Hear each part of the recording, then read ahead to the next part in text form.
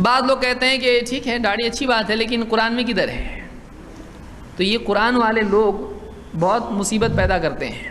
قرآن میں داڑھی ہے، آپ کو ملا نہیں؟ قرآن میں داڑھی ہے، قرآن سے معلوم ہوتا ہے کہ قرآن میں داڑھی ہے اور لمبی داڑھی ہے اور نبی کی داڑھی ہے۔ آپ دیکھیے اللہ تعالیٰ نے فرمایا قال موسیٰ علیہ السلام جب گئے طور پر تو بنی اسرائیل نے پیچھے گڑبڑ کر دی، بچڑے کی عبادت میں لگ گئے۔ موسیٰ علیہ السلام جب واپس لوٹے دیکھا یہ تو پوری پوجا پاٹ کرنے لگ گئے، ایک دم یہ بت کی عبادت کرنے لگے، بچڑا بنا لیا انہوں نے اور سونے کا اور اس کی عبادت کرنے لگے ہیں۔ موسیٰ علیہ السلام لوٹے، انہوں نے ذمہ دار کس کو بنایا تھا ان کے اوپر؟ ہارون علیہ السلام کو۔ اب آئیں گے تو غصہ پہلے کس پہ نکالیں گے؟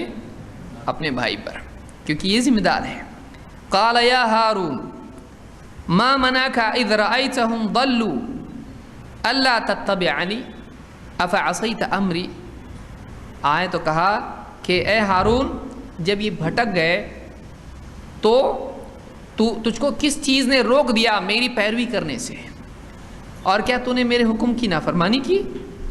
افعصیت امری، میرا حکم توڑ دیا کہ ان کی نگرانی کرنا، ان کو بھٹکنے مت دینا۔ تو انہوں نے جواب میں کیا کہا؟ قال یا ابن ام لا تأخذ بلحیتی ولا برأسی۔ ہارون علیہ السلام نے کیا کہا؟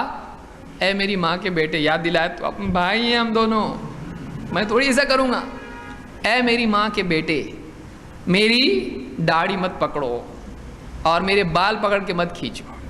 یعنی موسیٰ علیہ السلام جب دیکھا کیا ہو رہا ہے، بال پکڑے داڑھی، بہت غصے والے تھے موسیٰ علیہ السلام، بہت غصے والے تھے۔ اسی لیے آپ دیکھیے نبوت سے پہلے بھی اور نبوت کے بعد بھی غصے والے تھے، بہت برداشت کیا انہوں نے بنی اسرائیل کو۔ ایک آدمی کو دو لڑ رہے تھے، دیکھا یہ ظلم کر رہا ہے اس کے اوپر، تو جو ظلم کر رہا تھا اس کو ایک مارا تو مر ہی گیا وہ، تو آپ سوچیے کیسے ہوں گے وہ۔ اللہ نے ملک الموت کو بھیجا اور غالباً انسان ہی کی شکل میں، جیسے علماء نے کہا کہ اے موسیٰ تیار ہو جا مرنے کے لیے، تو اس کو جو مارا ہے تو اس کی آنکھ ہی نکل گئی، فرشتہ، کیونکہ انسان کی شکل میں آیا تھا وہ گیا اللہ کے بس، اللہ دیکھو کیا ہے۔ تو موسیٰ علیہ السلام ایک غصے والے تھے۔ ہاں نبی کا غصہ کبھی شریعت کے دائرے کے باہر نہیں جاتا، یہ بات یاد رکھیں۔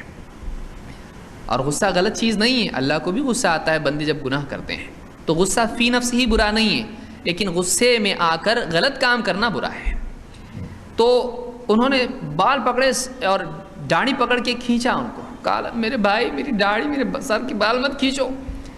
انی خشیت ان تقول فرقت بین بنی اسرائیل ولم ترقب قولی، میں اس بات سے ڈرا کہ کہیں تم یہ نہ کہنے لگ جاؤ کہ تو نے بنی اسرائیل میں فتنہ پیدا کر کے اختلاف کر دیا، ٹکڑے کر دیے بنی اسرائیل کے، اور میری بات کا خیال نہیں رکھا۔ یعنی مجھ کو تمہارے آنے تک ان کو سنبھال کے رکھنا ضروری تھا، اگر میں کچھ کرتا، زیادہ بڑا قدم اٹھاتا، ان میں ٹکڑے ہو جاتے، ماننے والے نہیں ماننے والے، آپس میں کچھ بھی ہو جاتا، جنگ ہو جاتی، کچھ بھی ہو سکتا تھا۔